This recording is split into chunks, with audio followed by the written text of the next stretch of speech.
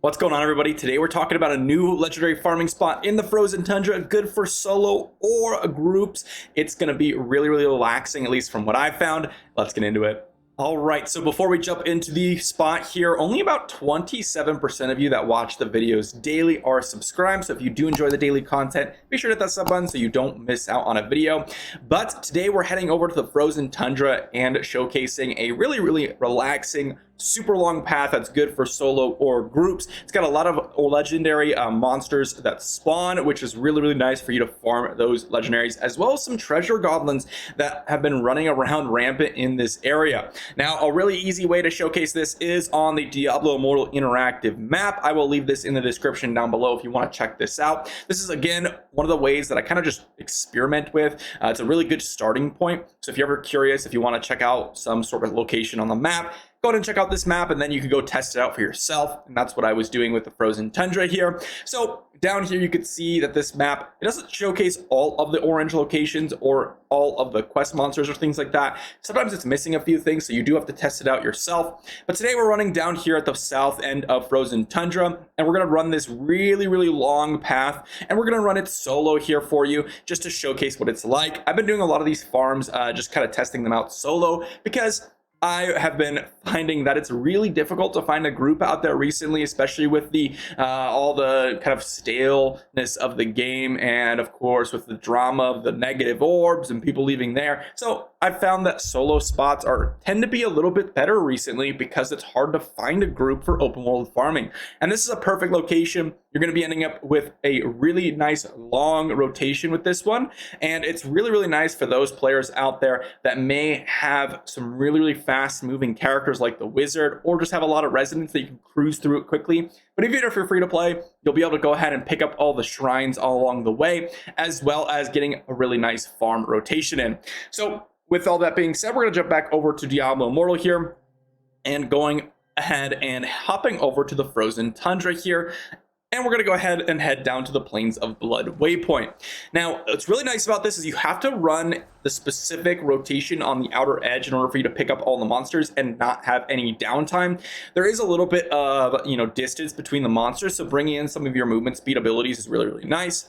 Right here is what we're going to be doing. We're going to be heading along the edge of this frozen tundra, and then back around. We can also go all the way through, but I don't like going through this little middle area because you don't have any monsters to hit. So going all the way down and around, back up, and then across the staircase, and then around the edges. Again, that's what we're going to be doing. So let's go ahead and start this out. Now, one thing to note really quickly about this is that when you're in this area, you actually get progression towards the Call of Ancients event, and you can pick up the Ancient Essence, which is really nice. We're gonna go ahead and just keep along and just showcase this. I'm not running the perfect build or anything like that. I just wanted to showcase the route here. And this is where you're gonna stop, because you can see this little area doesn't really have any monsters to hit. So we're gonna wrap back around. You can see there's monsters that spawn, and we can just keep going. Sometimes you'll find out that if you're running a bounty, which is really nice, which I do happen to have some bounties here available for me, you'll find that you could run some of the ambush sites. That right there was one of the bounty hits, so you might not find that if you're not having a bounty, or if you don't have a bounty in the frozen tundra. But as we continue along, you'll see we can just walk along this edge, and there's monsters pretty much consistently throughout as we're going through here. Obviously, if you kind of time it correctly, you'll be able to keep up your kill streak here, which is really nice. I like to go ahead and head through the middle area here with this, so that way you can pick up this really big spawn right here.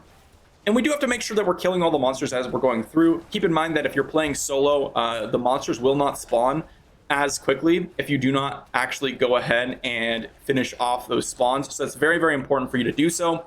And we're going to keep on continuing killing off all these monsters. Another spawn over here. And we're going to keep on going through this little staircase here. And this is where it gets a little tricky to keep up your kill streak. You got to make sure you head a little bit further ahead of your monsters that you're killing. Make sure you leave something behind if you're some sort of dot damage dealer or something like that. Drop a, skeletal mage. There's a shrine right at the bottom of that staircase, which is really nice. There's a lot of shrines in this location. Make sure you keep up with your Ancient Essence as well. If anything drops an Ancient Essence here, you're going to want to pick that up so you can get access to the Call of the Ancients when it comes back around. And you can see here, we're actually at a 106 kill streak just by casually doing this. I'm not going as fast as I possibly can. Obviously, I'm not being incredibly optimal here because I'm trying to focus on, explaining some of the route here and some things that to think about. If you do happen to go ahead and really maximize this, perhaps run an Isatar set, or, perhaps run, like in this case, I could drop perhaps Bone Spikes here and run Skeletal Mages to drop it behind me as I continue onward.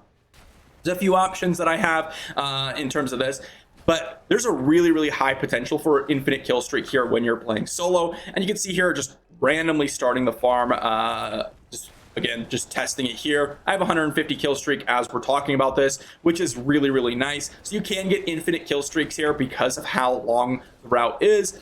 And even if you're someone that kills things really, really quickly, like someone that has, 5k residence or something like that, you will be able to keep up with the monsters just because of how long the route is and how many spawns there actually is in this location. So it's a really, really nice, relaxing farm. It's not quite as, I should say, intensive as some of the Realm of Damnation spawns. You can see here I didn't quite kill off those monsters quick enough, so you can see that some of those spawns aren't really done yet. But some of the Realm of Damnation spawns around here can be very, very intensive when you're running in that big circle, that short circle, over and over and over again. So this is one of the reasons why I really like these larger locations, and something like this makes it very simple because you don't have to really think about where you're going. You just have to skate along the edge. So it's very relaxing for me, and I really quite enjoy this. Again, if you happen to have a bounty, this is a great place to do it. Don't go past this little choke point right here because you will end up losing your kill streak. You're going to want to skate along the edge again. You can even go one step further and go around this area if you wanted to make it a little bit longer, if you wanted to do so. But either way, it's really, really nice. And if we hop back over to that map here, you can see there's a couple of orange elites here, as well as 3 different quest monster locations, which is really, really nice, as well as 4 shrines. So the shrines really boost up your XP per hour. The quest monsters really boost up your enchanted dust per hour, and the ancient elites really boost up your legendaries per hour. So a really nice combination. Once again, I have 90% magic find, and so when I'm going to go ahead and talk about the stats here, keep that in mind. You're probably going to end up with about 50% less drops than I would. When doing this, I ended up getting about 4 legendaries per hour and about 95k or about 90k experience per hour solo. If you're in a group, you could get that up to about 110k, which is really, really nice, at least from what I've found. Again, my sample size wasn't crazy large. I really was just basing it off of the XP per hour. Again, this is kind of how I judge all my spots. I judge it based on XP per hour and then compare that to Realm of Damnation. So a really, really nice spot and a really, really relaxing spot. The ones that are really long end up being a little bit more relaxing for me. Hopefully you enjoy. Let me know if this spot is treating you well, or maybe you've already been farming it. If you enjoyed, be sure to like the video, subscribe to the channel, and I'll see you for the next video.